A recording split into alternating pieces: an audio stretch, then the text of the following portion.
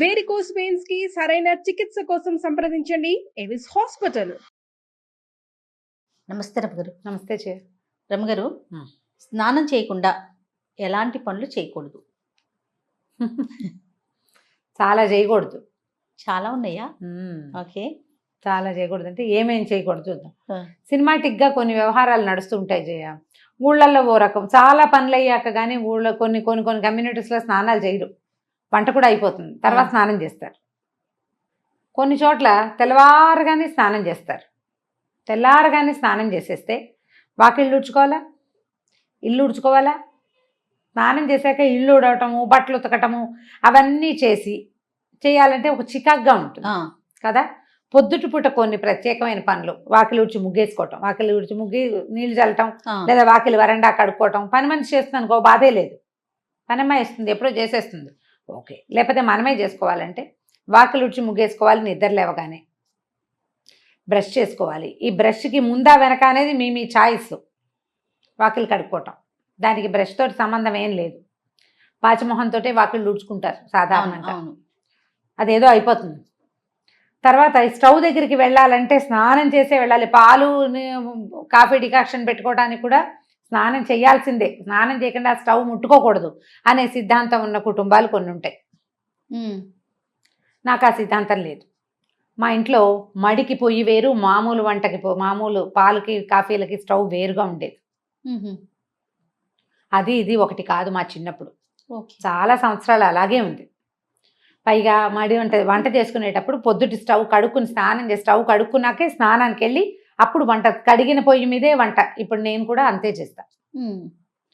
Stove వంట ముందు stove తుడుచుకోవటం నాకు అలవాటు. ఇప్పుడు ఇలా సిద్ధాంతంగా చెప్పలేకపోతాం. వాళ్ళ ఉద్యోగాలు, వాళ్ళ అవసరాలు, పిల్లల స్కూళ్ళు, మగవాళ్ళ ఆఫీసులు, వీళ్ళ సొంత ఆఫీసులు, వాళ్ళ ఇంట్లో ఉన్న పెద్దవాళ్ళు, ఇంట్లో ఏదైనా దేవతార్చన ఉంటే అక్కడికి వంట అందించటము, అన్నం వండేసి పొద్దున్నే దేవతార్చనకి ఇవ్వటము, ఈ బోల్డ్ వ్యవహారాలు ఉంటాయి కదా, దాన్ని బట్టి చేసుకుంటారు. స్నానం చేయకుండా దేవతార్చన చేయకూడదు, దీపారాధనలు చేయకూడదు, దేవాలయానికి వెళ్ళకూడదు, ఇతరుల ఇంటికి వెళ్ళేటప్పుడు స్నానం చేయకుండా వేరే వాళ్ళ ఇంటికి వెళ్ళకూడదు.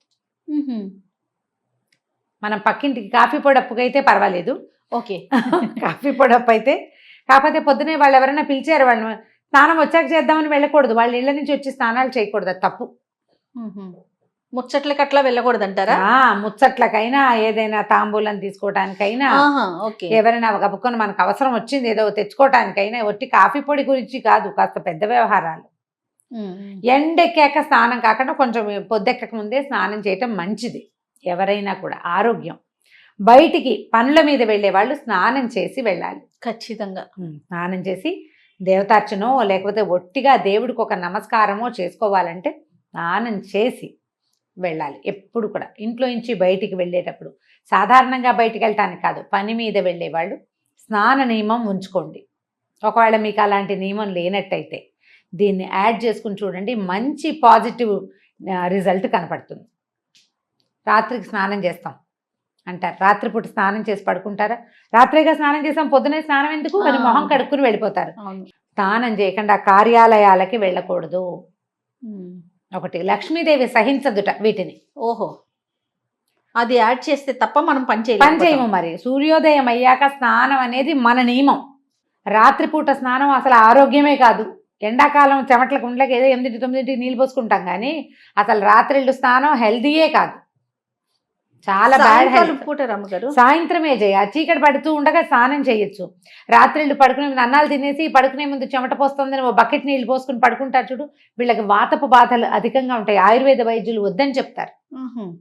రాత్రిపూట స్నానం చేయకూడదు. గర్భవతులు చేయకూడదు, బయట పీరియడ్స్లో ఉన్న వాళ్ళు చేయకూడదు. తర్వాత డెలివరీ అయిన వాళ్ళు, కొత్తగా డెలివరీ అయిన వాళ్ళు, పిల్లలకి పాలిచ్చేవాళ్ళు, వృద్ధులు, మెనపాజ్లో ఉన్నవాళ్ళు, తర్వాత ఏమో ఒళ్ళు నొప్పులు అవి బద్ధకము హెచ్చుగా ఉండేవాళ్ళు రాత్రిళ్ళు స్నానం చేయకూడదు. ఇంకెవరు మిగిలేరు? అదే కదా కదా, అందరినీ చెప్పేసాం. ఇంకెవరు మిగిలేరు? ఇప్పుడు రాత్రి చేసిన స్నానాలు లెక్కెట్టుకుని పొద్దున్నే నీళ్ళు పోసుకోకుండా బయటికి వెళ్ళిపోతే అదేం ప్లస్ అవ్వదు మనకి. పిల్లలు కూడా కొంతమంది స్కూల్స్కి వెళ్ళిపోతారు రమ్మగారు, నైటే చేసాం కదా అనేసి పొద్దున్నే బ్రష్ చేసుకుని వెళ్ళిపోయే పిల్లలు కూడా చూశాను. సూర్యోదయం తర్వాత స్నాన విధి అత్యావశ్యకము. మన ఆధ్యాత్మికమైన వ్యవహారమే ఇది. శుభ్రత కూడా స్నానం చేసిన మొహానికి చేయని మొహానికి తేడా ఉండదు, మరి ఉంటుంది కదా ఫ్రెష్నెస్. నీళ్లు మన పైనుంచి బాడీ పడతాయి. ఫీల్ అవుతుంది ముందు. అది మన మొహంలోకి వస్తుంది కదా. పైనుంచి మొహం కడుక్కుంటాం, మొహం కడుక్కుంటే వచ్చే ఫ్రెష్నెస్ మొహం కడిగినట్టే ఉంటుంది కదా.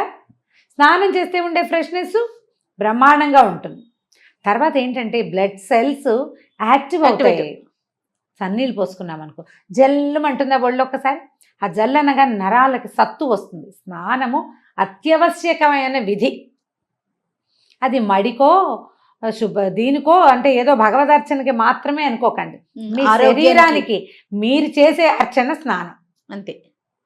ఇది ఒక గుడి కదా, దేహమే దేవాలయము అన్నారు. ఆ ఆత్మ ఇందులో నిలబడింది. ఇది ఉన్నంత వరకు ఆత్మ హాయిగా అందులో ఉంటుంది, ఈ పిచ్చిగూట్లో. దీన్ని శుద్ధంగా ఉంచాలి కదా, దీన్ని యాక్టివ్గా ఉంచాలి, ఆరోగ్యంగా ఉంచాలి. ఇది ఉంటేనే అది ఉంటుంది, ఇది లేకపోతే అది ఉండదు. అవును. ఆత్మారాముడిని సంతోష పెట్టద్దు మనం. స్నానం చేయండి, అదే పెద్ద సంతోషం. తర్వాత సంతోషాలు మిగిలినవి. స్నానం చేయటం, అన్నం తినటం, వేళకి నిద్రించటం మానవ దేహానికి అత్యంత ఆవశ్యకమైన విషయాలు. కాబట్టి పూజ చేసుకోవాలి పొద్దున, దేవతా నమస్కారం చేసుకోవాలి పొద్దున్నే. మనకి విధులు చెప్తారు. మన కార్తీకము, మాఘము, వైశాఖ మాసం ఉదయకాల స్నానాలు. కనీసం ఆ 3 నెలలు 2 నెలలని చేసేయడమంటారా నాయన అని ఇలాంటి వాళ్ళు ఉన్నారండి. ఆ 2 నెలలు ఖచ్చితంగా పెట్టారు. ఈ నిత్య స్నానమే కాకుండా అప్పుడప్పుడు నదీ స్నానాలు, సముద్ర స్నానాలు కూడా పెట్టారు. తీర్థ స్నానాలు. ఎక్కడికైనా వెళ్తే, ఏ తిరుమల వెళ్ళాం అక్కడ చక్కగా తీర్థంలో స్నానం చేయటం. ఎక్కడికో వెళ్తాం, కంచికో కాశీకో వెళ్తాం, అక్కడ గంగా నదిలో నదీ స్నానం ఎంత మంచిదో అది. కాబట్టి స్నానం చేసి ఏం చేయాలి ఏం చేయకూడదు కాదు, స్నానం చేయాలి ముందు. అది మానేయకూడదు. పొద్దున వంట చేసుకోవటానికి స్నానం చేసి వంట చేస్తే బాగుంటుంది, శుభ్రంగా ఉంటుంది. తర్వాత స్నానం ఒక పవిత్రమైన భావన వస్తుంది. మనం ఏదైనా వండుకున్నాము, స్నానం చేసేసి శుద్ధంగా ఉన్నాం అనుకో, ఆ వండిన పదార్థాన్ని తీసుకెళ్లి దేవుడి దగ్గర పెట్టుకోవటానికి బాగుంటుంది. పాచమొహంతో వంట చేసేసుకుని అది ఎలా పెడతాం, అది పెట్టలేకపోతాం. నేను టిఫిన్ ఏర్పాటు చేస్తాను అని లాస్ట్ టైం ఒక వీడియో చేస్తే, స్నానం చేయకుండానే టిఫిన్ చేస్తారా అని ఒకళ్ళు అడిగారు నన్ను. టిఫిన్ చెయ్యను, ఏర్పాటు అంటే ఇడ్లీ పిండి, దోశ పిండి అవి తీసి బయట పెట్టుకోవటము, చట్నీకి కావాల్సిన దినుసులు ఏమిటో చూసుకోవటం, అదే చేస్తాను. పదార్థం తర్వాతే చేసుకుంటాను. కానీ మనం ఆలోచించుకోవాలి మనకి ఏది అవసరమో అని. ఆహార స్వీకారం కూడా స్నానం చేశాక గనక తీసుకుంటే చాలా బాగుంటుంది. తీసుకోలేకపోతాం, అట్లా బ్రేక్ఫాస్ట్ చేసేయాల్సి వస్తుంది మన పనిని బట్టి కదా. పొద్దున్నే చేసేయాలి, షుగర్ ఉంది, స్నానం చేశాక ఇవన్నీ దేవుడికి ఇవన్నీ చదువుకుని టిఫిన్ తినేసరికి లేట్ అయిపోతుంది, టాబ్లెట్లు వేసుకుంటారు. పాపం వాళ్ళకి తప్పదు కదా, పెద్ద వయసు వాళ్ళకి, పెద్దవాళ్ళకి తప్పదు, ప్రెగ్నెంట్ లేడీస్కి వాళ్ళకి కూడా తప్పని పరిస్థితిని పక్కకు పెట్టండి. నార్మల్గా అయితే తొందరగా స్నానం చేసేసి బ్రేక్ఫాస్ట్ చేయటం, తయారు చేసుకోవటము, తింటము కూడా రెండును. ఇలా చేస్తే గనక ఎక్కువ శుభ్రంగా ఉండేందుకు అవకాశం ఉంది. ఏ హెన్నో పెట్టుకుంటాము, నెత్తికి నూనె రాసుకుంటాము, గంట నానాలనిపిస్తుంది, ఇంకా అప్పుడు ఏదో కొంత పని చేయవలసి అయితే ఓకే రమ్ గారు. నార్మల్ ఇష్యూస్ అయితే మాత్రం మార్నింగ్ లేవగానే చేయమంటారా? చేయండి.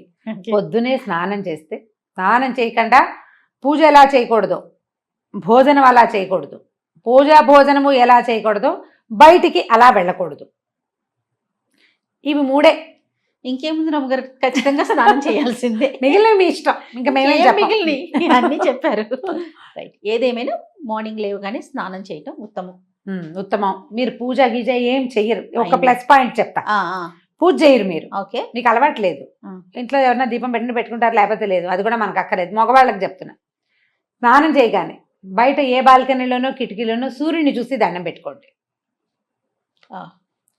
సూర్యుడికి చేసే నమస్కారం ప్రత్యక్ష నారాయణుడు అద్భుతమైన ఫలితాన్ని ఇస్తుంది.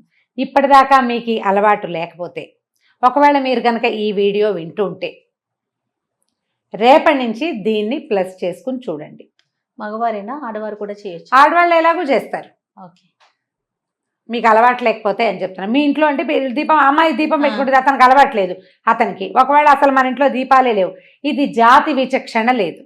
ప్రతి ఒక్కరు అసలు పూజలు గీజలు చేయరు, మీరేదో ప్రార్థన చేసుకుంటారు, మీ విధానాలు మీకున్నాయి. అయినా కూడా మీకు సూర్యుడు అవసరమే కదా. సూర్యుడు అందరి వారుడు కదా. స్నానం చేసి సూర్యుడిని చూడండి పొద్దున్నే. బిఫోర్ 9 చేయండి, చాలా మంచిది. మీకు ఆ సూర్యుని చూడడానికి నచ్చింది అనుకోండి, కాసేపు కళ్ళు మూసుకుని అక్కడే నుంచోండి, ఆ సూర్యకిరణాలు పడేలాగా. ఇంకా సూపర్. ఒక 21 days చేసి మీలో ఏ మార్పు సంభవించిందో హోల్ హార్టెడ్గా ఇంకొకళ్ళకి చెప్పండి. నేను ఇది చేశా, స్నానం చేసి సూర్యుని చూశాను. ఏం జరిగింది రమ్మగారు? చెప్పండి, ఇలా చెప్పండి అంటున్నా. మీరు చెప్తున్నారే. నేను ఇలా చేశాను, స్నానం చేసి సూర్యుని చూశాను, నాకు ఈ మార్పు వచ్చింది అనేది మీరు గమనించి చెప్పాలి. అప్పుడు పొద్దున్నే స్నానం చేయటంలో ఉన్న ఫలితం ఏంటో తెలుస్తుందేమో, మీరే అందరికీ చెప్తారు. ఎర్లీ మార్నింగ్ సూర్యుని చూడడంలో ఉన్న ఆత్మానందం ఏంటనేది చూసేవాడికే తెలుస్తుంది. మీరు బాగా ఎంజాయ్ చేస్తున్నారు. రైట్ రామ్ గారు, నమస్తే అండి. నమస్తే.